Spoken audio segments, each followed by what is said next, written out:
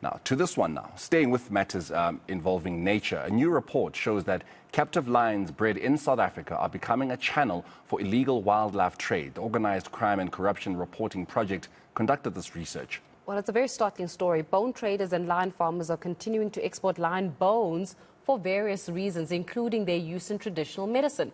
This despite a High Court ruling in 2019 declaring the export of lion bones by the Forestry, Fisheries and Environment Department unconstitutional. For more on this, let's go to London actually, to speak to Sarah Locke, who's the head of campaigns at Four Paws, that is a global animal welfare organization. Thank you so much for your time this morning, Sarah. But let's talk a little bit about why is this latest report on lion farming in South Africa really just so concerning? Yeah, thank you very much for having me. So there are a number of reasons that this report was particularly concerning. And you're quite right. One of them was obviously the fact that these lion bones, that the report actually showed that a number of lion bones, well, up in their thousands, are actually being exported right through when this moratorium was taking place, which is obviously continuing to now. And they're still being exported. So that, number one, for us is really quite alarming. And number two would be the really horrible conditions that were raised within the report, those kind of really awful conditions that the animals are actually being kept in. And that's something that we do know is extensive and quite widespread across South Africa, unfortunately. And on the other side of that, what I would also say is that actually, even when there's not this kind of very cool keeping, so this really intensive breeding of animals, even without that, you know, this is still a very, very exploitative model, a model that's really built solely around profit, commercial gain. And actually, even without that cruelty, these animals are really still suffering. So that's, you know, those were obviously really concerning for us. And second to that is actually the destinations of the lion bones. So if we look into it, on the face of it, the report showed that many of these lion bones were destined, or seemingly on paper destined for places like Laos.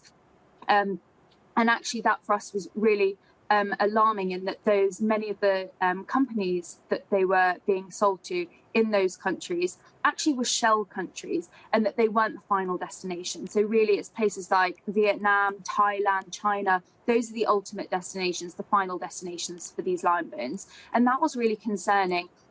Because these are countries that have had their own issues with actually tiger farming, but big cat farming, which is heavily interlinked, and I'll come on to that.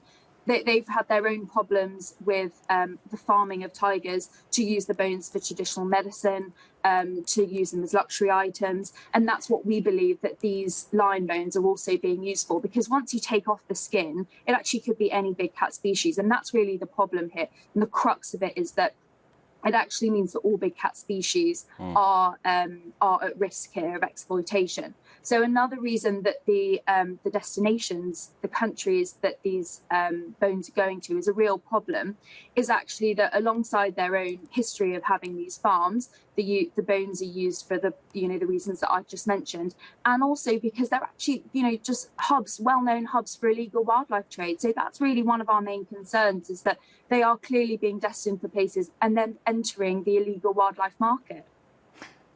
How does legal lion trade impact illegal trade? Sarah, is there any link between the two? Yeah, exactly. So as I've just mentioned, the first would be the obvious fact that these shipments are still taking place while a lion bone moratorium is taking place in South Africa. So that's quite alarming for us. I wouldn't, so that is quite alarming for us. And actually what we're really seeing is that there's confusion between the departments. So while the Department for Environment, Forestry, Fisheries and Environment has announced this moratorium, actually what we're seeing is that the South African Revenue Service maybe isn't aware of it, probably genuinely isn't aware of it, and actually hasn't started to monitor. It hasn't started to monitor the shipments with that in mind. They're looking at the numbers of lion bones, but actually really what they're not understanding is that actually the quota is not in place anymore.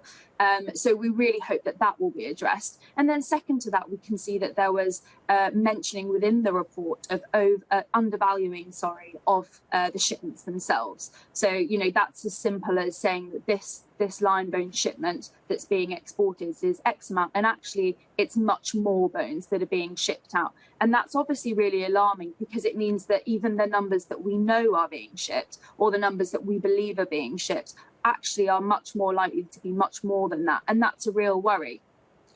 particularly with that moratorium on the lion bone quota in place.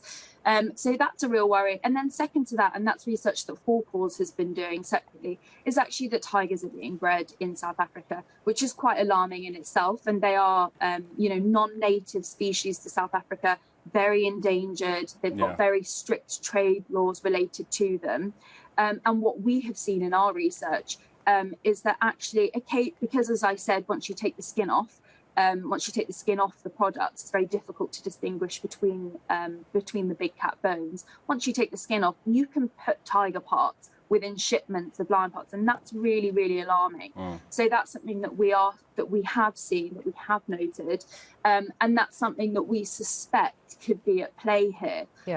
So the understuffing, the undervaluing of these parts, that is illegal trade.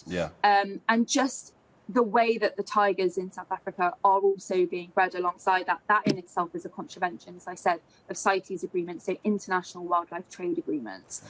So we would deem that as being a contravention of these agreements, legislation that is in place.